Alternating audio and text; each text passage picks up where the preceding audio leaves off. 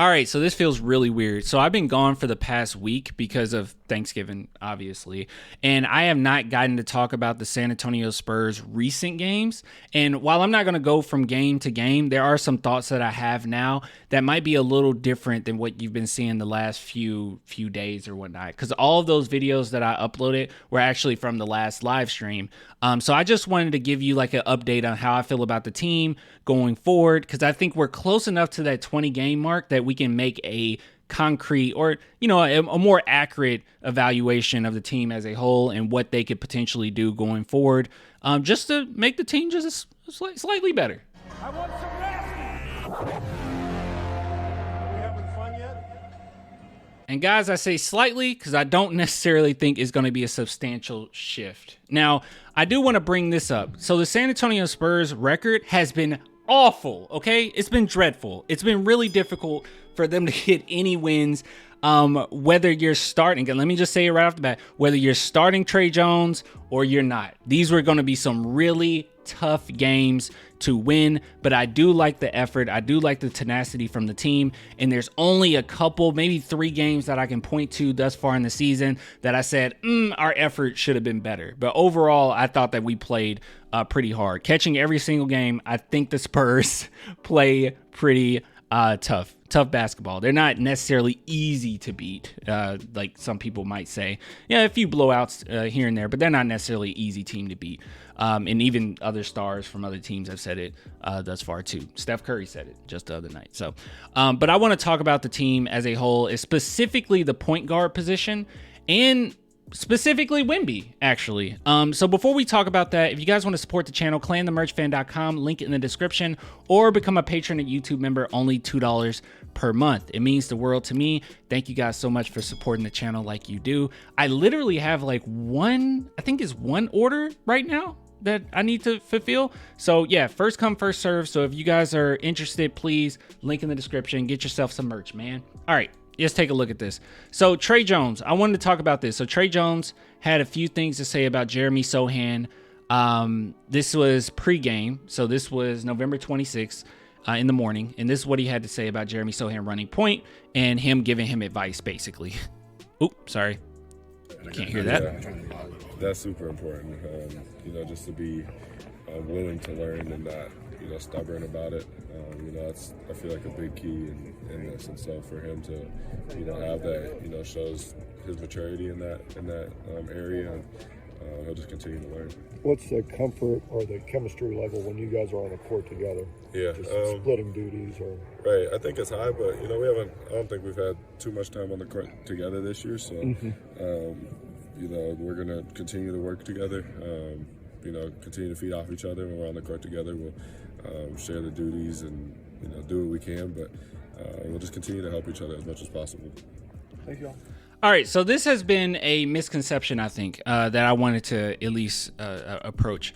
So I've noticed this over the course of the past couple weeks, that a lot of the comments, not only on Twitter, but even DMs that I get sometimes, that people believe that, or some of you guys believe that, I think that Jeremy Sohan is the best point guard on this team right now. I don't believe that at all. Nothing shows that. The numbers don't show it. Stats don't show it. Nothing shows it, okay? Eye test doesn't show it. Trey Jones is obviously the better point guard. And that's not necessarily what I was trying to get across when I said that I'm totally fine with Jeremy Sohan being point right now. The only thing I was trying to get across is that I think he'll never get this opportunity again. Like in the near future, more than likely in this next draft, the Spurs will get their star point guard. They're going to get a really good point guard, I think, hopefully. Fingers crossed, but there's some really good guards in this upcoming draft, and they'll get that. And with that being said, his duties will change at that point. And I think that he more than likely in the future will be more of a secondary, maybe third playmaker on the team, but I don't necessarily think that he'll be like the primary point guard. And I think a lot of people are looking at this very short-sighted and not necessarily looking at it for future tense, because right now it's still a lot of instinctual things that Jeremy Sohan does as a natural power forward, like turn his back to the basket as soon as he gets past half court, trying to protect the ball in that way. And he doesn't necessarily see the court as well as he does when he's in the post. And that's fine. That's fine. But I think that if he can pick up, and he has been doing it, he's been doing pretty decent. If he can pick up on these skills, he could be so deadly in the future. And having that versatility where your point guard can sit down and you can immediately have your freaking huge how tall is he? 6'9"? I think he's 6'9". Don't quote me on that. I think he's 6'9". 6'9" power forward taking the ball up the court to facilitate for the offense. That will be huge. Not saying he needs to do that 100%, 90%, 80%, 70%, but 15% of the time in a game will be huge for us. And I think that that's what the Spurs is seeing right now. Now, if you want short, instant gratification, obviously Trey Jones is a better point guard than Jeremy Sohan. No one's denying that. Everyone knows that Jeremy Sohan isn't a point guard, but if he can take on some of those duties for the future, it's really going to help us. Because whether you want to believe this or not, right now, this is a developmental year. It is. We're still rebuilding. It's not necessarily the Spurs are just ready right now. Just because you got a generational talent doesn't necessarily mean that it's time to go and get all of these vets and just compile your. No, you don't want to do. You don't want to be the Houston Rockets, okay? Houston Rockets, yeah, they tanked. They was like, oh, we're good enough with Shingo and Jabari. Let's just go ahead and get our guys. But then again, let's be fair. They gave away all their draft picks for Russell Westbrook. Russell Westbrook thought the franchise sucked. And then he was like, I want out. And they got John Wall. And John Wall was like, yeah, this franchise sucks. I want out. And then they were kind of left with nothing. And that's why they went ahead and just said, screw it. Let's just get a bunch of vets. But so that's a little different. But you guys get the point, right? I mean, Dallas Mavericks done it with Luka Doncic. It usually doesn't work. It just doesn't work. Just pile on. Just immediately build around a guy that's a teenager. It doesn't work, or that's a rookie. It doesn't work. So you have to just be a little patient with that. And if anybody brings up Tim Duncan, I swear to God, I'm gonna lose my mind, dude. I'm gonna lose. If anyone brings up 21-year-old Duncan going to a veteran team, I'm gonna lose it. But sorry, that I went on a little soliloquy there. All right. Anyways, all I'm trying to say is I'm not necessarily seeing this as right now he's the best option. And I'm totally cool with it. No, obviously Trey Jones is the better option at starting point guard. With that being said, I think we've had a big enough sample size where I can sit back and say, hey, I think that we'll be totally fine if the Spurs go ahead and take Zach Collins out of the starting lineup. So if you took Zach Collins out of the starting lineup, this is actually what it kind of looks like, right? And this is what we were all suspecting at the beginning of the season, funny enough. Like, I think when you guys asked me, I said that this is what I would like, but then I also said what more than likely what they'll do is Collins starting, which ended up happening. But shout out to Noah on this. But he says, intrigued to see if the Spurs move Collins to the bench, shift Wembanyama to center, and make Trey Jones the starting point guard. The five-man lineup of Jones, Vassell, Keldon, Sohan, and Victor has a 55.7 net rating that ranks first on the roster if it's more than 10 minutes. So I'm glad that he included that. Make sure that it's not something silly like they play like 2 minutes of basketball. Of course, their net rating looks great. And he also says small sample size, but they are only they are one of only 18 five-man combinations that have played at least 10 minutes for the Spurs this season.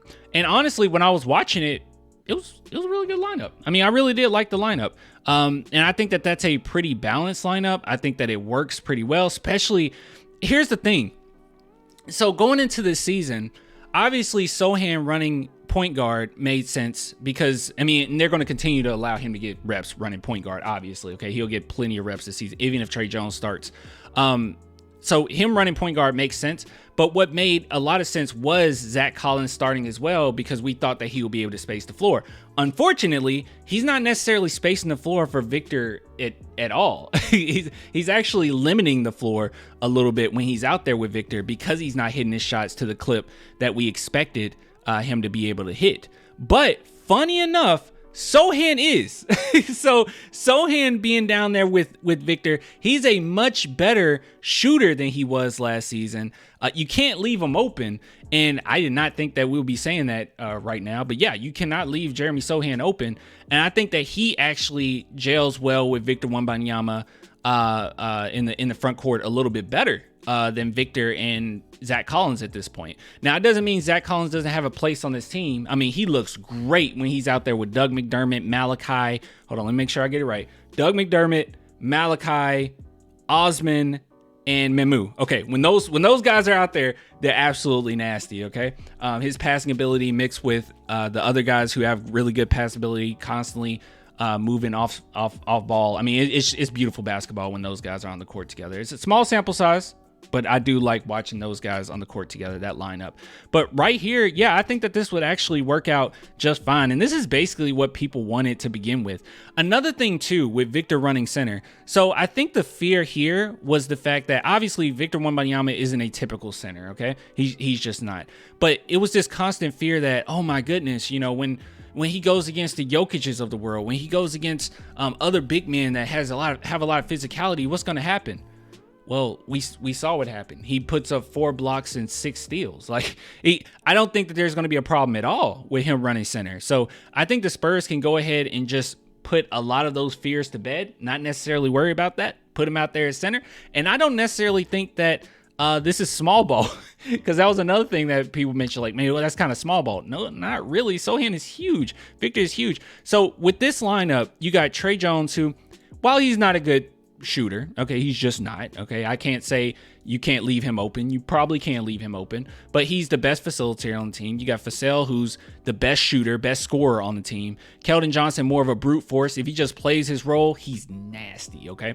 And then you got Jeremy Sohan, who can also be a secondary playmaker, and when Trey Jones sits down, Sohan can be the majority playmaker, and he can still get those reps, because that's the main thing. I still want Sohan to necessarily get those reps, but he can also space the floor for Victor, and then those two defensively is just so nasty. Jones, a good defender. Vassell, a great defender.